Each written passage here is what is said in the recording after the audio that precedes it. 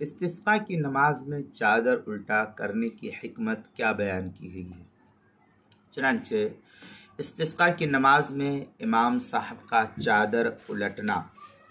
الٹا کرنا، پلٹی کرنا، اس حال کے پلٹ جانے کی طرف اشارہ ہے کہ ابھی ہمارے اوپر قحط سالی ہے، اب آپ ہمارے حال پر رحم کھا کر کے ہم کو بارش دے دیجیے، یعنی ہمارے حال کو تبدیل کر دیجیے، جس میں لوگوں کو خشک حالی سے فراخ حالی اور تنگی عیش سے فراخی عیش کی طرف تبدیلی مقصود ہوتی ہے۔ اس لیے چادر کو پلٹنا اسی نیک مقصد کے تحت ہوتا ہے۔ استسقاء کی نماز میں لوگ کبر، فخر، نمود، بڑائی اور گھمنڈ اور ناشکری سے توبہ استغفار کرے اور عاجزی، انکساری، فاقہ اور مسکنت کی طرف پھر جانے کا اظہار کرتے ہیں۔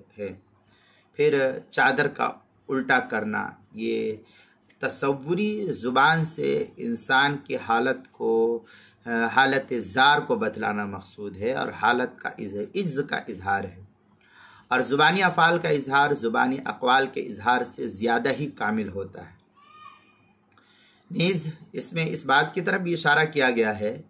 کہ تصوری زبان میں برے افعال اور برے اخلاق سے نجات اور اچھے افعال اور نیک اخلاق کی توفیق کے لیے دعا کی جاتی ہے۔ چنانچہ حضرت ابن عربی فرماتے ہیں، ابن العربی کا قول ہے، امن کان یستسقی یحول رداؤہ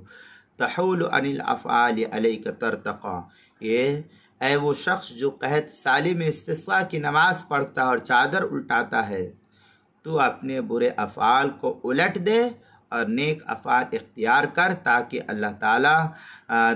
تو اللہ تعالیٰ کا پسندیدہ بن جائے۔ یہ جو حضرت تھانوی رحمۃ اللہ علیہ کی کتاب احکام اسلام عقل کی نظر میں اس کے صفحہ 80 پر لکھا ہے۔ یہ حضرت تھانوی رحمۃ اللہ علیہ کی لکھی ہوئی کتاب ہے جو دارالاشاعت کراچی پاکستان کا چھپا ہوا نسخہ ہے اس کے اندر۔ اسی طریقے سے نماز کے مسائل کا انسائکلوپیڈیا جلد